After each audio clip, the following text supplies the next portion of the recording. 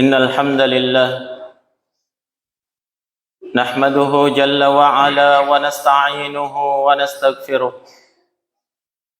ونعوذ بالله من شرور أنفسنا وسيئات أعمالنا من يهده الله فلا مضل له ومن يضلل فلا هادي له وأشهد أن لا إله إلا الله وحده لا شريك له وأشهد أن محمدا عبده ورسوله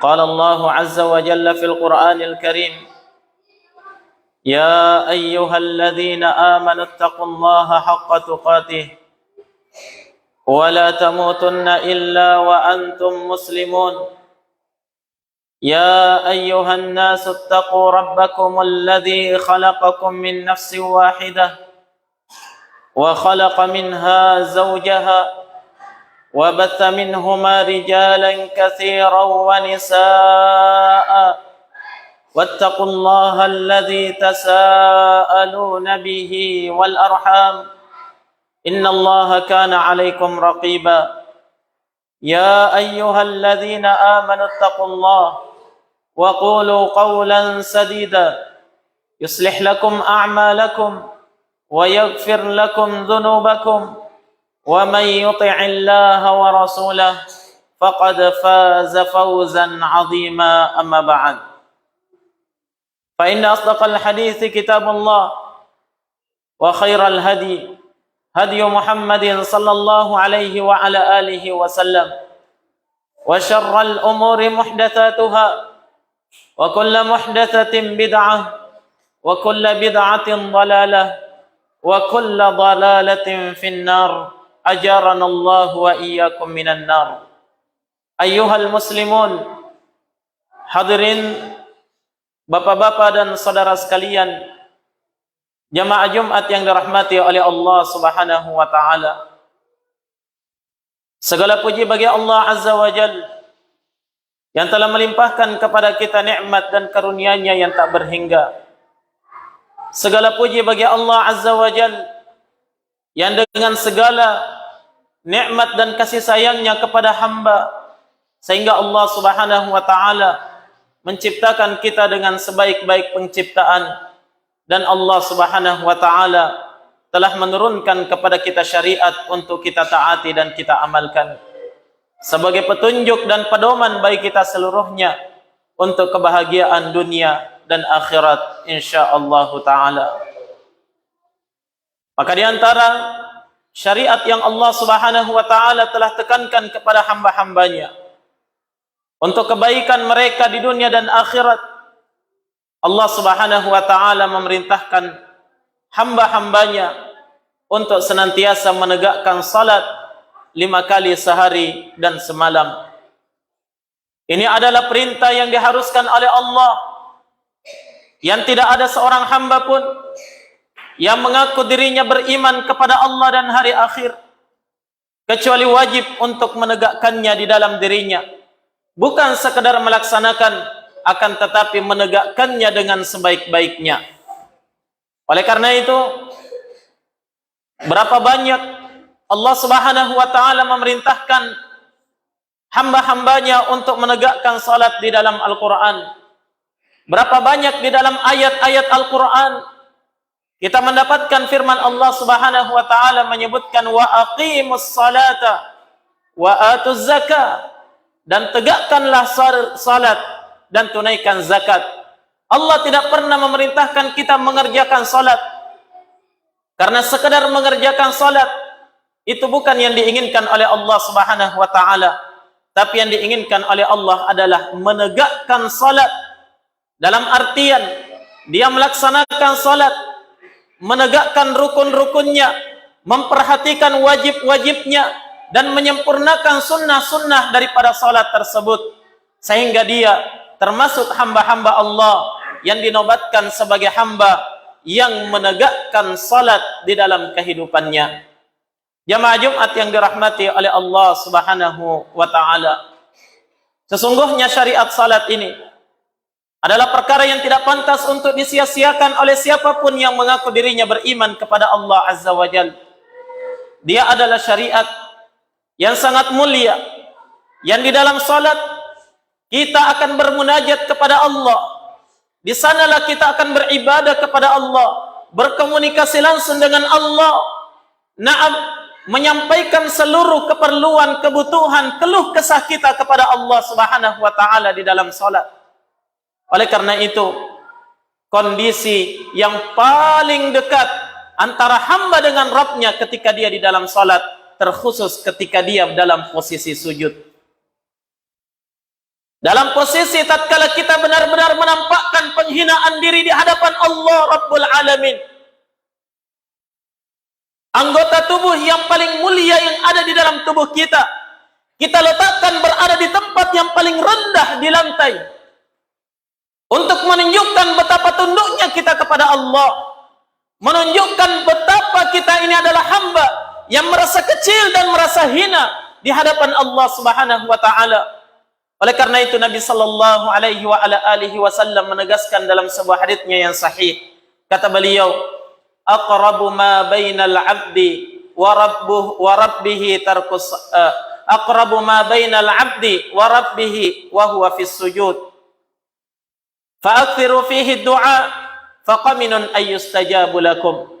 Kata Nabi sallallahu alaihi wasallam, keadaan, kondisi yang seorang hamba itu paling dekat antara dirinya dengan Rabb-nya adalah ketika dia di dalam salat. Ketika di dalam salat, jamaah sekalian. Terkhusus lagi, wa huwa fis sujud, dalam keadaan dia sujud kepada Allah Subhanahu wa taala. Maka kata Nabi, fa'athiru fihi du'a, perbanyaklah berdoa, meminta, bermunajat kepada Allah di dalam sujud kalian. Karena sangat besar kemungkinan doa kalian akan didengar dan dikabulkan oleh Allah Subhanahu wa taala. Jamaah Jumat yang dirahmati oleh Allah Subhanahu wa taala. Sadarkah kita jamaah sekalian bahwasanya syariat salat itu tidak hanya disyariatkan kepada Nabi Muhammad dan seluruh umatnya, tapi ini adalah syariat yang Allah telah syariatkan kepada seluruh Nabi dan Rasul Allah sebelum baginda Rasul Muhammad sallallahu alaihi wasallam. Perhatikan di saat tatkala Allah Subhanahu wa taala menyebutkan tentang kisah Nabi Isa alaihi salatu wassalam di dalam surah Maryam.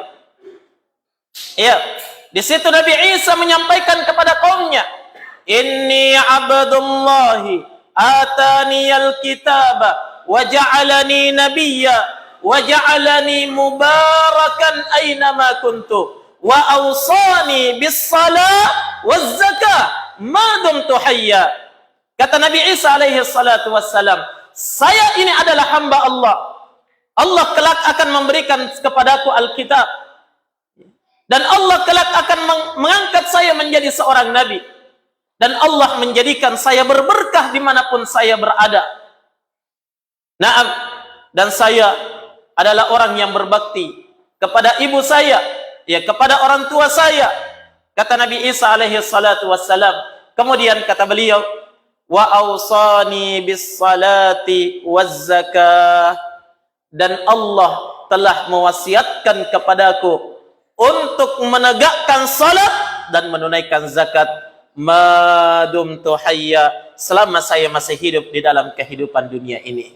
Naam, Nabi Isa alaihi salatu wassalam, Nabi yang terutus sebelum baginda Rasul, Nabi kita Muhammad sallallahu alaihi wasallam, disyariatkan kepada beliau, diperintahkan, diwasiatkan untuk menegakkan salat.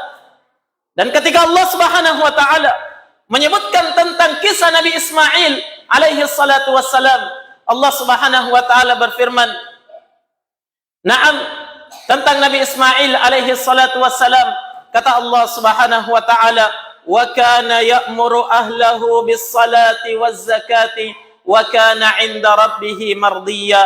Bahwasanya Nabi Ismail itu adalah seorang yang senantiasa memerintahkan, ya, memerintahkan keluarganya untuk menegakkan salat, dan dia adalah seorang nabi yang senantiasa diridhai di sisi Allah Subhanahu wa taala.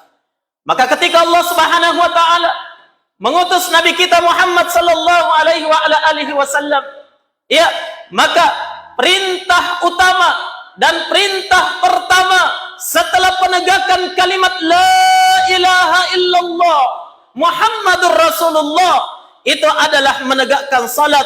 Sampai-sampai baginda Rasul Muhammad sallallahu alaihi wasallam ketika akan menerima perintah menegakkan salat ini, Nabi harus menerimanya secara langsung.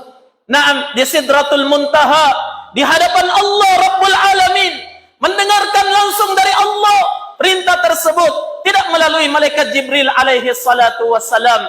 Pada peristiwa Isra wal Mi'raj, Nabi sallallahu alaihi wasallam menerima perintah salat ini secara langsung. Berbeda dengan syariat-syariat yang lain, jamaah sekalian. Nabi menerima perintahnya melalui malaikat Jibril alaihi salatu wassalam. Bukankah ini dalil yang menunjukkan betapa agungnya perintah salat?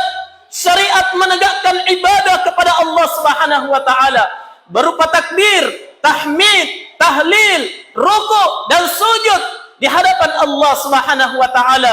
Itu adalah ibadah yang sangat agung yang wajib untuk kita tunaikan 5 kali sehari dan semalam. Maka dari itu Allah Subhanahu wa taala juga memerintahkan kepada nabinya alaihi salatu wassalam untuk menegakkan salat sebagaimana nabi-nabi sebelumnya. Allah Subhanahu wa taala berfirman, wa'mur ahlaka bis salati wastabir 'alaiha. Wa'mur ahlaka bis salat, perintahkan keluargamu untuk menegakkan salat, wastabir 'alaiha, dan bersabarlah dalam memerintahkan mereka untuk menegakkan salat.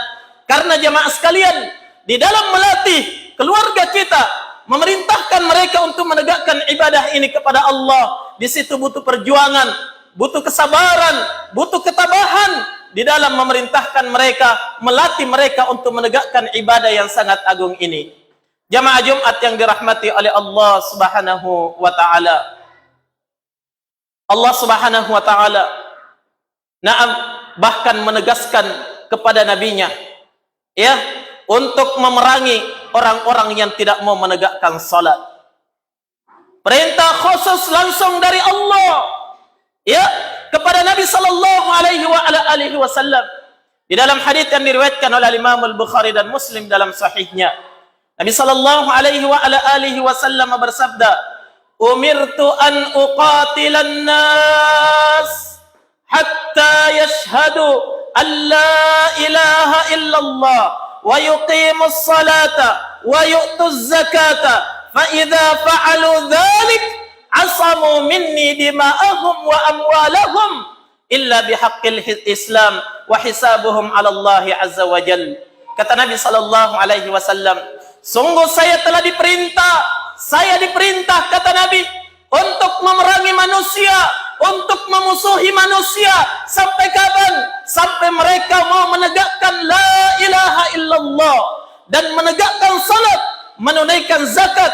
Kapan mereka sudah tunaikan semuanya ini, kata Nabi, asamu minni dima'ahum wa amwalahum, maka terjaga dariku darah-darah mereka dan harta benda mereka kecuali atas hak Islam. Perhatikan jamaah sekalian, betapa pentingnya syariat ini, sampai-sampai Allah perintahkan langsung kepada nabinya untuk memerangi orang-orang yang tidak mau menegakkan salat.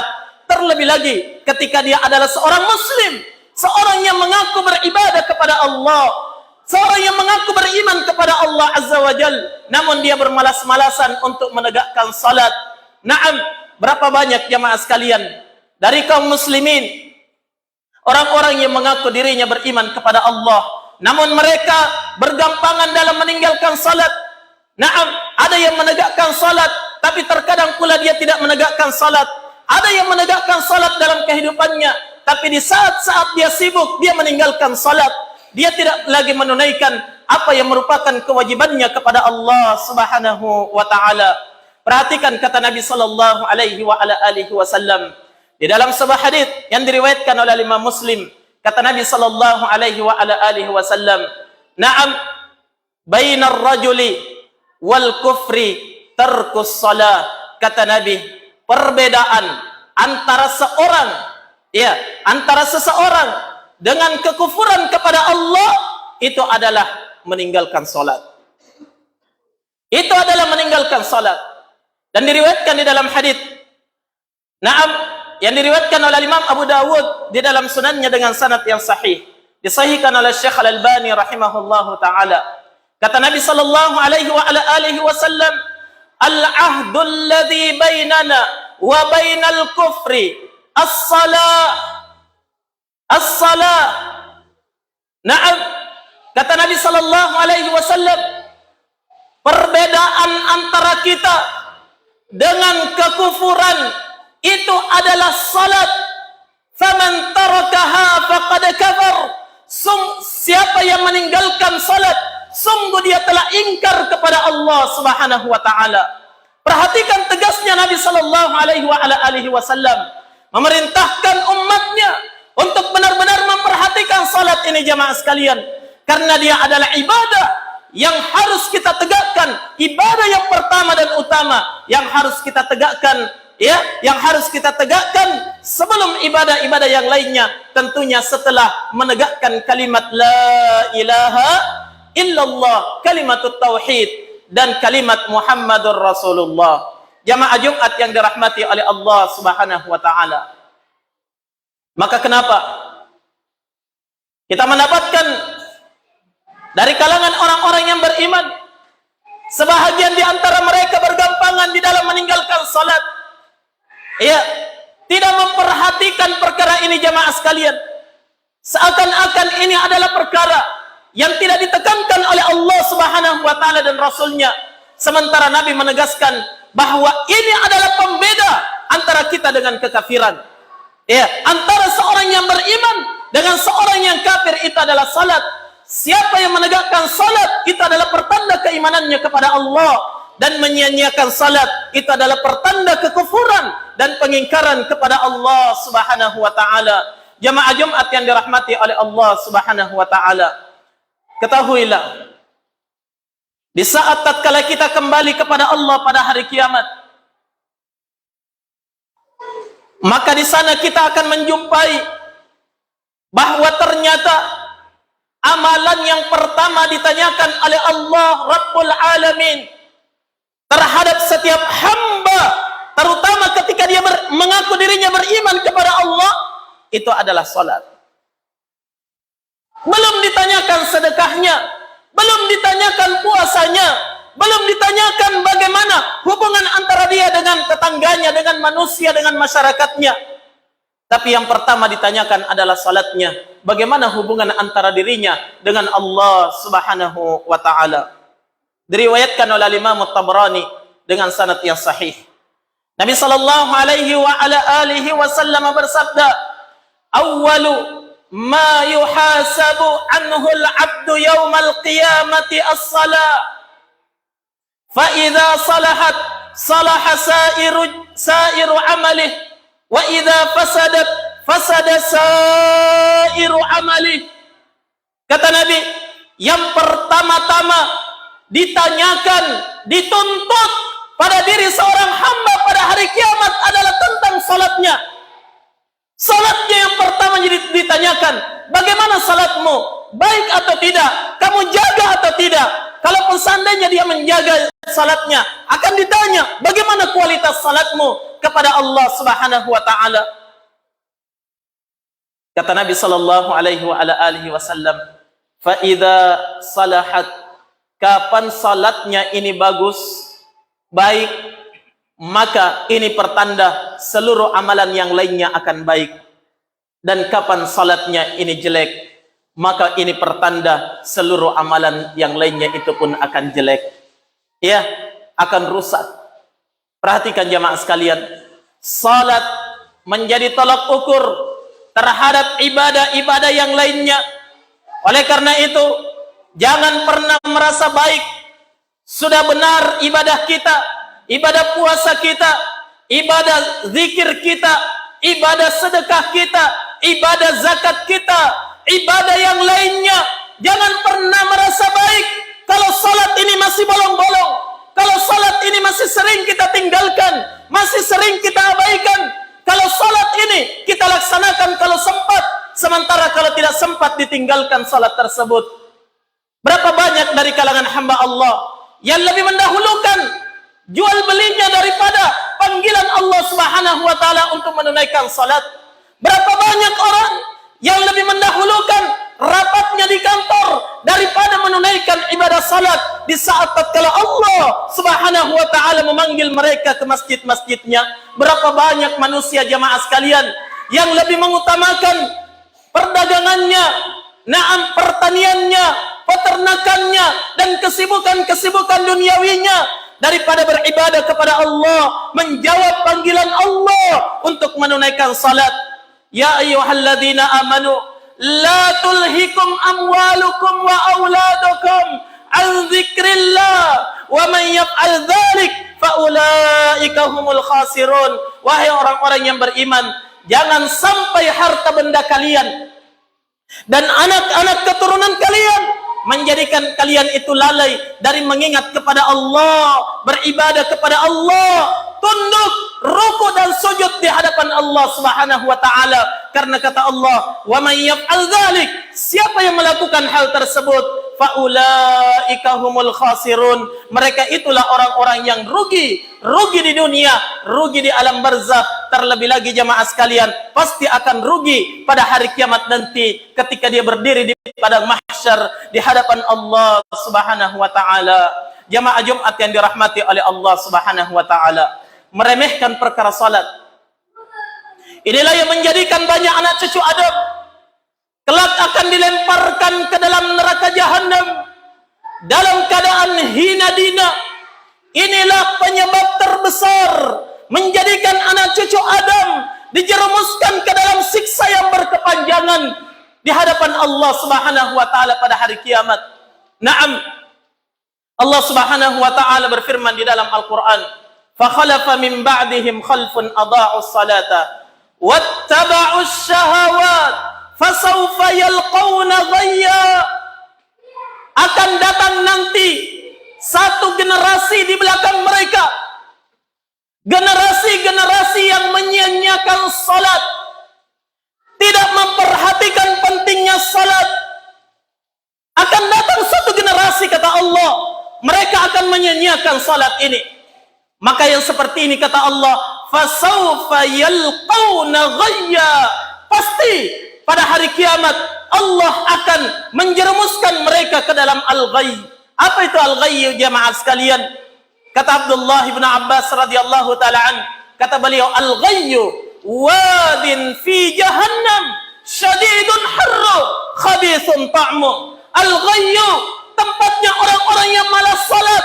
Al-ghayy itu kata Abdullah bin Abbas radhiyallahu an, itu adalah wadin fi jahannam, satu lembah di dalam neraka jahannam, sangat panas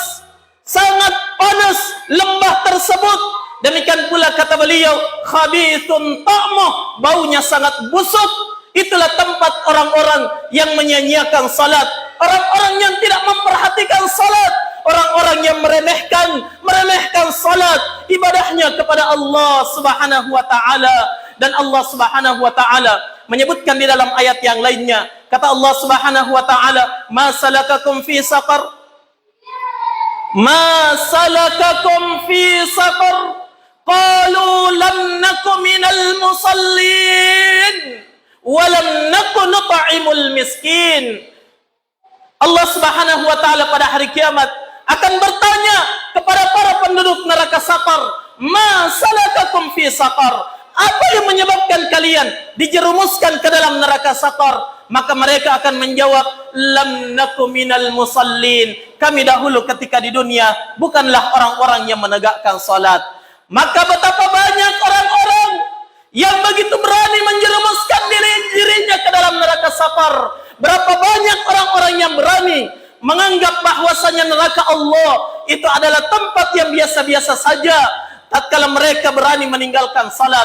Berapa banyak orang-orang yang tubuhnya kuat sehat dan kekar, dia bisa mengangkat beban-beban yang berat, tapi sekedar berjalan ke masjid untuk menunaikan ibadah kepada Allah, rukuk dan sujud hanya beberapa menit saja dia laksanakan, itu pun mereka tidak mampu lakukan.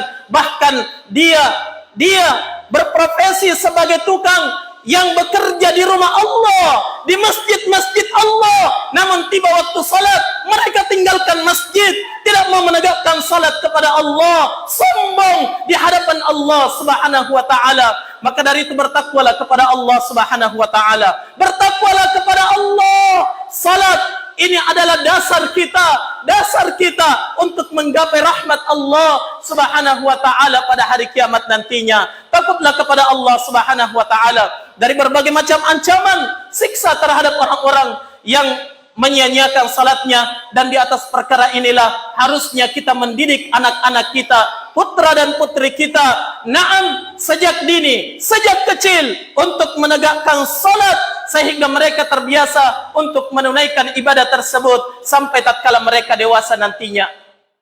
Nabi sallallahu alaihi wasallam bersabda, "Muru auladakum bis-shalah wa hum abna'u sab'i sinin." Perintahkan anak kalian untuk salat, suruh mereka salat, perintahkan mereka salat kalau umurnya sudah 7 tahun. Ini kewajiban kita sebagai orang tua untuk memerintah mereka salat kalau umurnya sudah 7 tahun.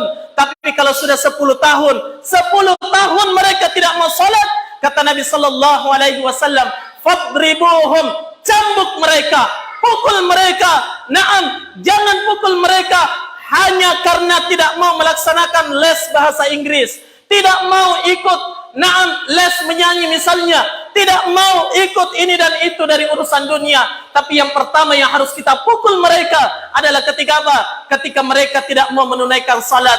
Karena anak-anak yang dibiarkan teranja-anja sejak kecilnya, maka akan terbawa-bawa ketika dewasa menjadi anak-anak yang malas untuk menegakkan salat di dalam kehidupannya. Barakallahu li wa lakum fil Qur'anil azim.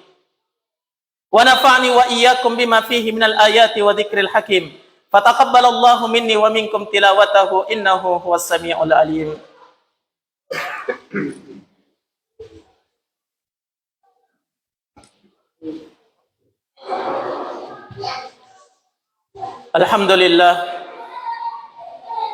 Alhamdulillahilladzi hadana li hadzal islam wa ma kunna linahtadiya laula an hadana Allah.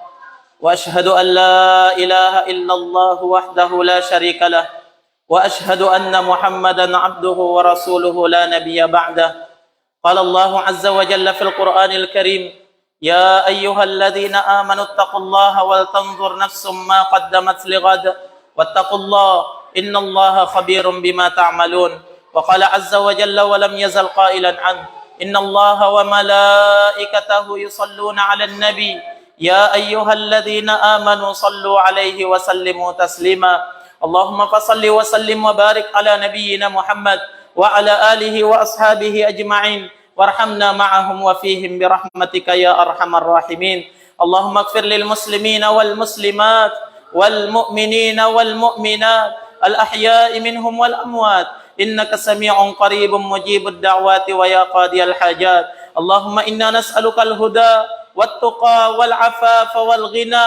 اللهم إنا نسألك علما نافعا ورزقا طيبا وعملا متقبلا. اللهم ارزقنا أولادا صالحة، اللهم ارزقنا ذرية صالحة. اللهم اجعلنا من الذين يقيمون الصلاة، اللهم اجعلنا من الذين يقيمون الصلاة إنك أنت السميع العليم إنك أنت جواد كريم. ربنا اغفر لنا ولوالدينا وارحمهما كما ربيانا صغارا. ربنا اغفر لنا ولإخواننا الذين سبقونا بالإيمان ولا تجعل في قلوبنا غلا للذين آمنوا ربنا إنك رؤوف رحيم. وصلى الله وسلم على نبينا محمد وعلى آله وأصحابه أجمعين وآخر دعوانا عن الحمد لله رب العالمين وأقم الصلاة.